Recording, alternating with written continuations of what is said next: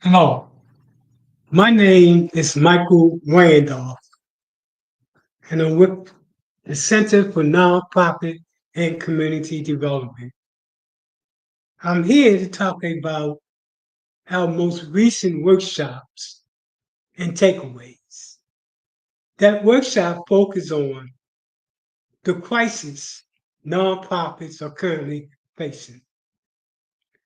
This workshop brought together participants from over 35 states, each bringing a unique perspectives and ideas to address critical issues like healthcare, affordable housing, and environmental changes, and others.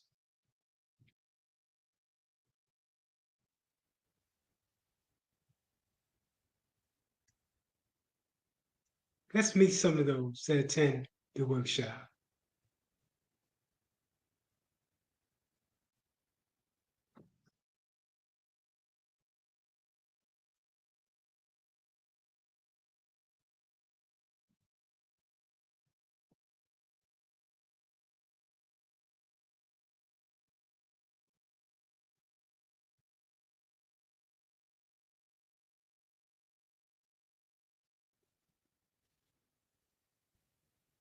Recent federal budget cuts and policy shift have left many nonprofits struggling to stay afloat.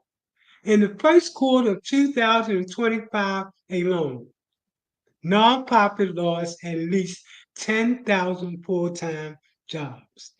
Added to that, research shows that over 14,000 nonprofits across the United States could run out of cash within the next 3 months if government grants were not was halted. And this could jeopardize over 2.8 million nonprofit jobs. Added to this,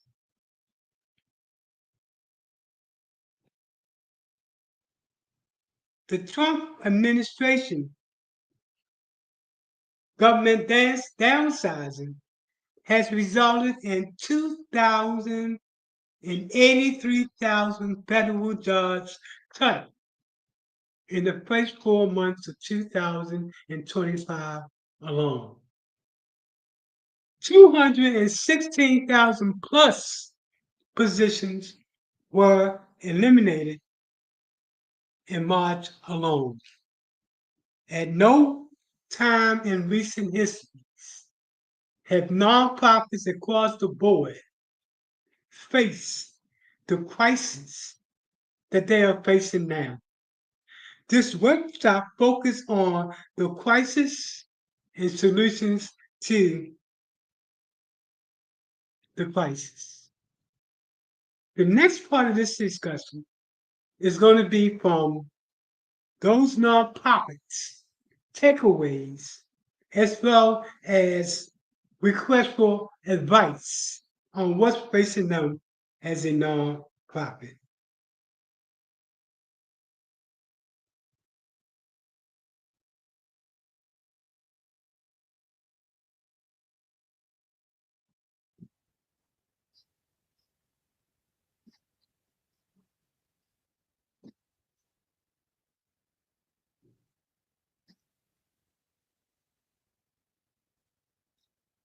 We had an awesome discussion with people from around the country that gave their input relevant to the current crisis.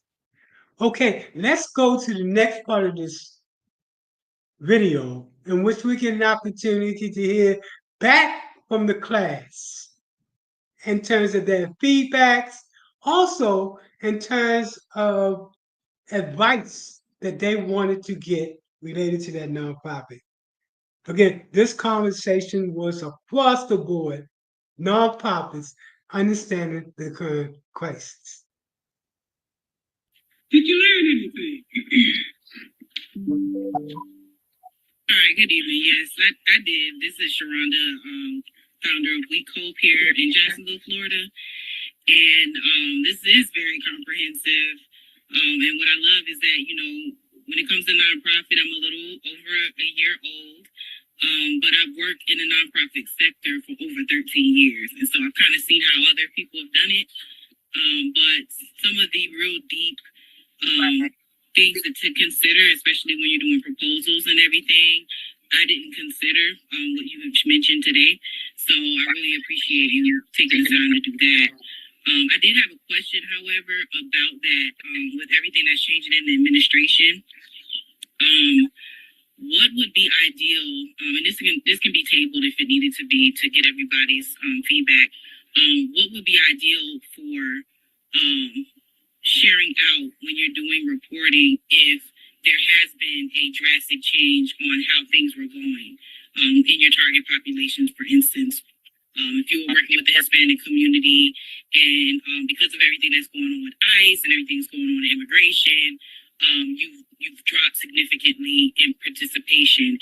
How would you be able to support that reporting information to the funder so that you're still in compliance or that you can justify why things kind of went left? Well, one way you do it is to do online classes where they can't come and get people. And that way people won't be afraid to come to your operation. Nonprofits have to be adapted. Nonprofits are using online classes as a way to reach their population, be it because they're immigrants or whatever the case might be. This strategy can be used to make sure that this particular nonprofit is able to continue that number count to show that they are providing assistance to that particular population. According to the time. We know what we're going through. Nonprofits that are adaptable are able to find a way to get there.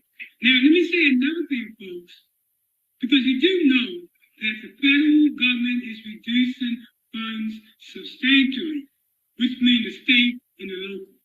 But one of the things that you should learn from this class is that foundations and corporations, over 10,000, give funds every day. And we talked earlier about how do you connect to those funds related to national funding. So while you might be losing federal funding, foundations is going to step up to the plate to get funding for anything that you are trying to do. Next question, and thank you, man. Appreciate your input. So can you go over again the foundations and corporations, or where we might be able to find the information that has foundations and corporations that give to nonprofits? In progress. Now, I'm literally at work with organizations all over the United States. And I'm talking about today, when I go all the way back to where I begun at, I've been able successfully to work with them to get over $65 million using different types of strategies. Nonprofits that come my way and come under my umbrella see a substantial increase not only in funding, but sustainability and infrastructure. We teach nonprofits how to compete against the elite nonprofits. You know what I'm talking about. Those nonprofits have been around forever, but yet they're not doing anything substantial because they become lazy because they know the fund is going to come to them. What we prepare you to do is connect, is to be able to compete against those funders. I've gotten calls from big nonprofits. Hello, everyone. My name is Tiffany Gamble. I run a nonprofit, Emerging Ladies Academy. We empower Black girls in technology through after-school programs, and we provide tech workshops. So I've been doing this for... One second. Where are you from? I am from Omaha, Nebraska. Well, I live in Omaha, Nebraska. But we do work globally. So we do have a chapter in Ghana, West Africa. My question, first of all, I want to commend you for this presentation. It was great. I had to learn the hard way. So, thank you for the links because I was getting ready to say they cost. You know, Grant Station, those type of platforms do cost. But thank you for letting us know we can go to the library. My question is. And hold on 1 second. You can also write a grant to get Grant Station and the Foundation Center. As well, you can actually write a grant. Because it is a cost associated. But if you write a grant saying I'm a small nonprofit and we're trying to increase our grant capacity, we know that, for example, Foundation Center has a reputation of providing tens of thousands of support. So we're asking for a first year operation. You can do it that way too if you don't want to go to the library.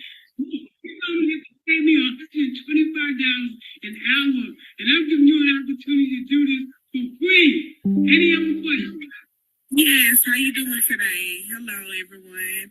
My name is Raquel Tate. I am very new to the nonprofit. I just came up with me really succeeding my dream last year. Is GC Magnolia Guardians. You said where you from? Yes, I'm from Houston, Texas. GC Magnolia Guardians Foundation is the name of the nonprofit. I just found it. And I'm starting from the bottom, and I'm just trying to make sure, like, when it comes to funding, I'm out in the community, and I'm trying to make sure that I'm going in the right direction. You was kind of going fast with your slideshows, and on one of them, when you said about the, I think I missed slideshow number 2.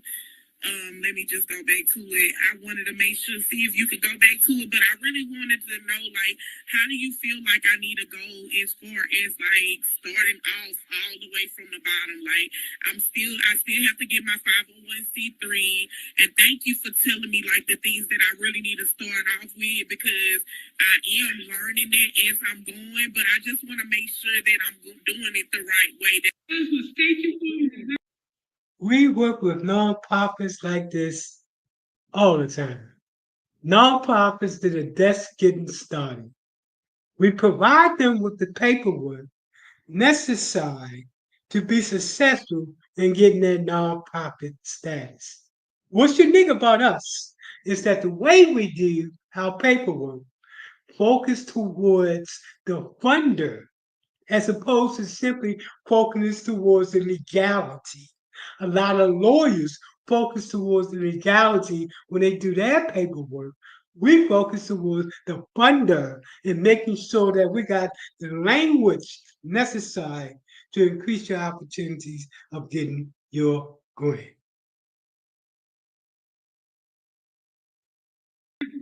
Your organization, because again, this is going to be going live, and you're going to have funders that's going to be interested in giving some money out. Even before you get started, go on up there, sell your nonprofit. This is called Marketing 101. Next. So this is Katisha Sutton again. I wanted to ask, for a person who is going to be offering housing and supportive services for persons who are going to be going into income assisted housing, where might you start there with that market? I have a question. I'm sorry. So my nonprofit is about so my nonprofit is about children that has been sexual abused, raped, molested, sex trafficking and stuff like that. So I'm working on giving them lifelong skills that'll help them forever. So I was just wondering, like, where do you feel like I need to, like, start as far as, like, events and foundations? Like, how do you feel like, and do you feel like I need to go to the government and get them to help me fund, like, not the government, but like the state, the city, or something like that? Do you feel like I need to, like, go through them? 35 years. All of my experience has been in the nonprofit sector. As a matter of fact, the reason why I started the Center for Nonprofit Environment is I understood that there's a lot of nonprofits out there that want to do good, but the training necessary for them to do that has only been given to those individuals that's part of the elite that's been around forever.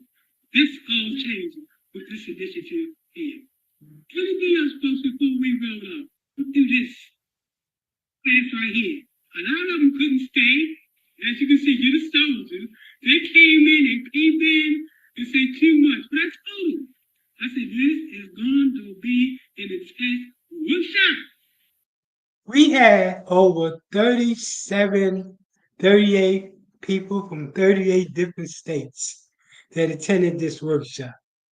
It was truly a national conversation on how to prepare for the future using a new school next generation approach that looked at comprehensive and holistic strategies for fundraising, including using artificial intelligence.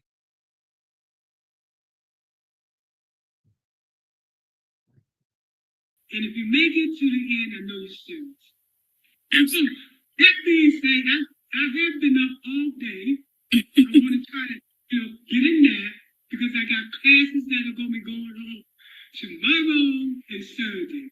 But everybody, drop your email so I can hit you up with this video, and then I can give you some pointers on where you want to go with your nonprofit.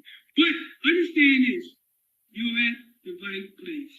We are a one-stop center that deals with starting your nonprofit to get you to grow once you get that nonprofit started. And especially working with you and getting a nonprofit business started so you can bring in earned income. Because if you only depend on rent, again, you see what's happening now with the reduction in federal dollars. And you see what happened during COVID and what happened. So I'm going to teach y'all how to stop depending on rent. We were so excited to engage with so many people. Our next workshop coming up is going to be sometime in early or mid-June. What the takeaways from this class, and not every class we've given classes to over 3,500 nonprofits from around the country on one training or another. One of our most popular training is grant writing, but we do the gamut across professional workshop for nonprofits. Connect with us. Our email is Center for Nonprofit and Community at gmail.com if we can help you. We work with nonprofits at all levels. From the startup nonprofit that just come up with the idea and need somebody to help them to take that idea into actually starting their nonprofit. To the nonprofit that started and it wants to grow. To the nonprofits that is large and they want to get even larger. We provide training across the board. I hope you have enjoyed these takeaways. Again, I have had conversations with people from around the country.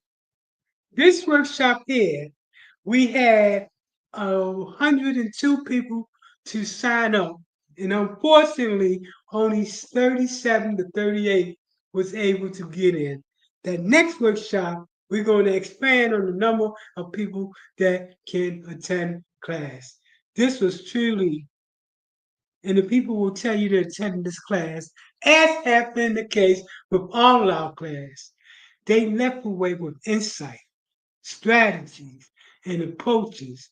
The one key they understood was that grants should not be your only source of income. And artificial intelligence can make or break you as a nonprofit in this new world.